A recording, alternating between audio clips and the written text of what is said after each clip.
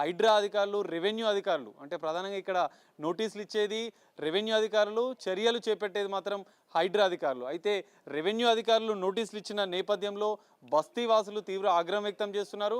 ఇక్కడ ఉన్నటువంటి దాదాపు 350 కుటుంబాలు ఇక్కడ నివాసం ఉంటే అందులో దాదాపు 120కి పైగా కుటుంబాలకు నోటీసులు ఇచ్చారు. రెవెన్యూ డిపార్ట్మెంట్కి సంబంధించిన వాళ్ళు నోటీసులు ఇచ్చారు. అయితే ఇక్కడ సంబంధించినటువంటి బస్తీ వాసులు మేము దశాబ్ద కాలాలుగా ఇక్కడనే ఉంటున్నాము, మా కుటుంబాలు, మా పిల్లలు ఇక్కడే ఉంటున్నాము, మా జీవితాలు ఇక్కడే ఉన్నాయి, మా బతుకులు ఇక్కడే ఉన్నాయి, ఈ బస్తీతోనే ముడిపడి ఉన్నాయని చెప్తున్నారు. కొంతమంది బస్తీ వాసులు ఉన్నారు, వాళ్ళని అడిగి మనం తెలుసుకునే ప్రయత్నం చేద్దాం. అసలు వారి మాటల్లో వాళ్ళ బాధ ఏంటి, వాళ్ళకి నోటీసులు ఇచ్చారా, ఏం జరిగింది అనే విషయాలను అడిగి చెప్పమ్మా, ఏం జరిగిందమ్మా? మాకైతే నోటీసులు ఇచ్చిండ్రు. ఏమని మాకు ఏమని ఇవ్వలే, మేము తీసుకోమంటే మీకు గిఫ్ట్ అని అన్నారు. ఎందుకు ఏం గిఫ్ట్ అనగానే సైడ్ పెట్టారు, మేము పెట్టనంటే వాళ్ళు పెట్టి ఇచ్చిపోతారు. ఇది గిఫ్ట్ అని ఇచ్చినాక చేతిలో పట్టుకున్నాక ఇల్లు గుల్ల పడతాం పడ్డారు. ఇదే న్యాయం అని బరాలది. హర్జన్ బస్తీ అస్మత్పేట్ ఓల్డ్ బండ్పల్లి మాది. ఇక్కడ చెరువు పక్కన మేము ఇప్పుడు కొత్తగా వచ్చిన వాళ్ళం కాదన్నా, 40 సంవత్సరాల నుంచి మేము ఇక్కడ ఉంటున్నాం. 40-50 సంవత్సరాలు మా తాత ముత్తాతల నుంచి ఉంటున్నాం మేము ఇక్కడ. ఇప్పుడు కొత్తగా మాకు కొత్తగా ఎప్పుడు ఇన్నేళ్ళ నుంచి ఎప్పుడు నోటీసులు రాలేవు. ఫస్ట్ టైం నోటీస్ వచ్చింది. వచ్చి మాకు గిఫ్ట్లు అని అన్నారు. గిఫ్ట్లు తీసుకోవాలని అంటే మేము వద్దన్నాము. వద్దంటే లేదమ్మా గిఫ్ట్ తీసుకోవాలా కంపల్సరీ, తీసుకోకపోయినా మేము ఇంట్లో వేసేస్తున్నాము అని అన్నారు. తీసుకున్నాక ఇప్పుడు వచ్చి ఇల్లు గులగొడతాము, వారం రోజులే టైం అని అన్నారు. ఎట్లనే ఇట్లా అంటే మరి ఎక్కడ పోవాలి? మేము చేసుకునేది ఇళ్ళ పని, మాకేం ఆధారం లేదు. ఇళ్ళలో పని చేసుకొని బతుకుతాం మేము. పిల్లలను తీసుకొని కిరాయిలు కట్టుకుంటే ఎక్కడ ఉంటాం మేము? మాకేది ఆధారం ఏది? ఓటే వేయించుకుంటారు, అన్నీ చేస్తారు, మళ్ళీ మాకేం ఆధారం పెట్టలేరు.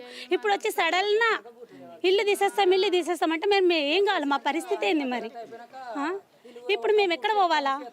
పిల్లలను తీసుకొని చదువులది, వాళ్ళ స్కూల్ ఫీజులో అన్నీ ఎక్కడ పోతాయి? మేము చేసేదే 100 జీతాలు. మేము యాక్చువల్లీ ఇక్కడ ఒక నిమిషం ఆంటీ, మేము ఉండేది ఇక్కడ. మేము ఇక్కడ జనరేషన్ మాది ఇక్కడే కాదు, మా డాడీ వాళ్ళ డాడీ కూడా ఇక్కడనే స్టార్ట్ అయ్యింది సార్. సో ఇక్కడ ఆ వైజ్గా చూస్తే అయితే మేము 70-80 ఇయర్స్ నుంచి ఉన్నాం. సో ఇక్కడ మేము 80 అబోవ్ ఇయర్సే అయింది ఇక్కడ. మేము 3rd generation 4th generation. Actually వీళ్ళైతే 5th జనరేషన్ వీళ్ళైతే, ఈ పాప వాళ్ళైతే. సో మేము ఉన్న పలంగా ఇక్కడ ఖాళీ చేసాం, గులగొడతామని అంటే సో మున్సిపల్ ఏరియా కావచ్చు. సో మేము కూడా ఇక్కడ తెలియకుండా వచ్చి కట్టుకునే వాళ్ళం కాదు. చిన్నప్పటి నుంచి జనరేషన్ మాది ఇక్కడనే స్టార్ట్ అయింది. ఊరు ఇక్కడే మాది, లోకల్ ఇక్కడే. అంటే మాకు ఒక విలేజ్లో అట్లాంటి లేవు, పుట్టింది ఇక్కడనే పెరిగింది ఇక్కడే. ఎప్పటి నుంచి?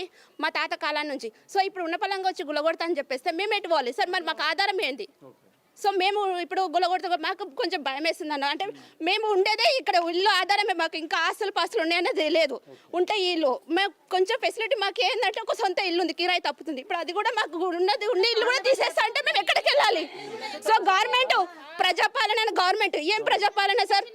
సో ఇది చిన్న పేదవాళ్ళ మీద వచ్చి అటాక్ చేస్తే ఎలా సార్?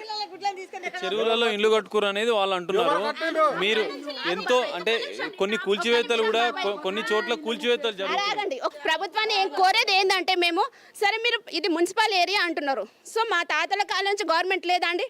ఉంది కదా, అప్పటి నుంచి గవర్నమెంట్ ఉంది. ఇది కొత్తగా వచ్చిన గవర్నమెంట్ ఏం కాదు. ఆ జనరేషన్ ఆ గవర్నమెంట్ ఉన్నప్పుడు ఎక్స్క్యూజ్ చేసినప్పుడు ఇదే కాంగ్రెస్ ఉంది. సో మాకు పట్టాలు అంటే పట్టాలు రిజిస్ట్రేషన్ కి సంబంధించిన ఏమైనా డాక్యుమెంట్స్ ఉన్నాయి? ఇప్పుడు కరెంట్ బిల్లులు, నల్ల బిల్లులు ఇవన్నీ ఇక్కడ రా బాబాయ్, ఇట్లా కావాలంటే నువ్వు అక్కడ ఉండి చెప్పకు. ఇక్కడ నేను ఏమంటానంటే మేము ట్యాక్స్ పే చేస్తున్నాము, నల్ల బిల్లు పే చేస్తున్నాము. సో ఇంకా ఏదంటే మున్సిపాలిటీ ఏదైనా కట్టాలి చెత్త కంటే అది కూడా కడుతున్నాము. సో మేము ఇక్కడ పేదవాళ్ళం బ్రతుకుతాం, ఇళ్ళలో పని చేసుకుని బ్రతుకుటోళ్ళమే సార్. కావాలంటే మీకు ఆఫర్ కూడా చూపిస్తాం.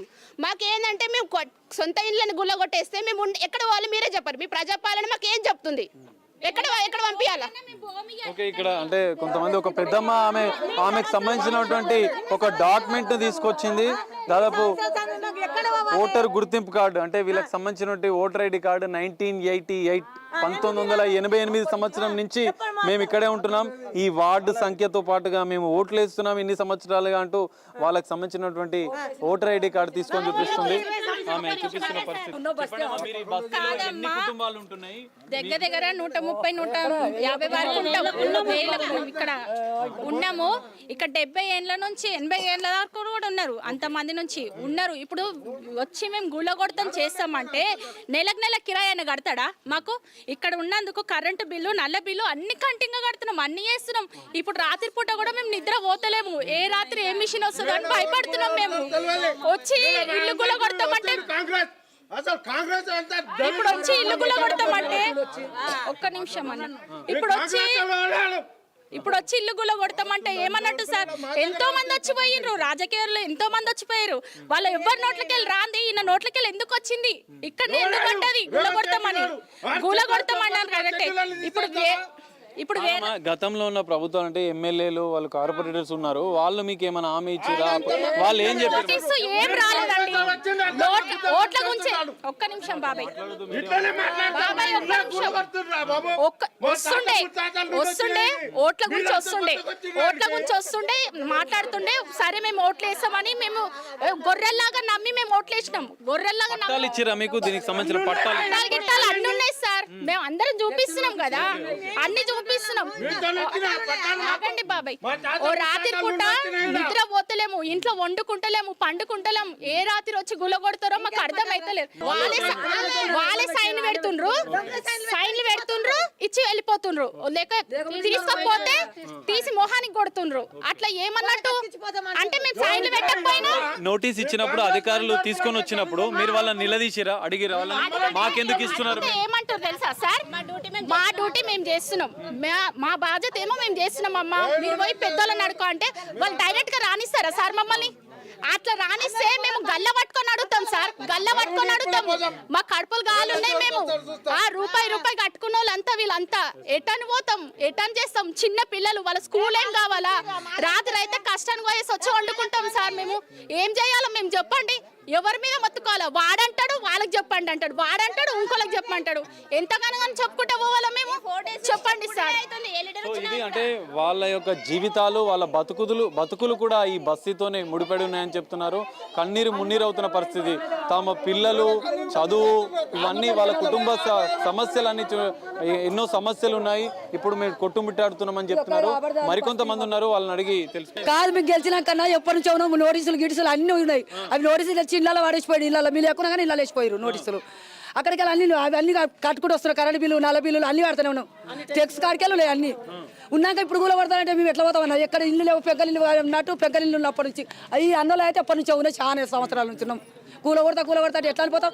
ఓట్లు వేసినాక చేస్తాడు, ఓట్లు వేసినాక గెలిపించినాక మమ్మల్ని దీని సంవత్సరాల నుంచి తెలంగాణ పోతాక నిద్ర పోతలేము, ఎక్కడ కూడా పోతలేము.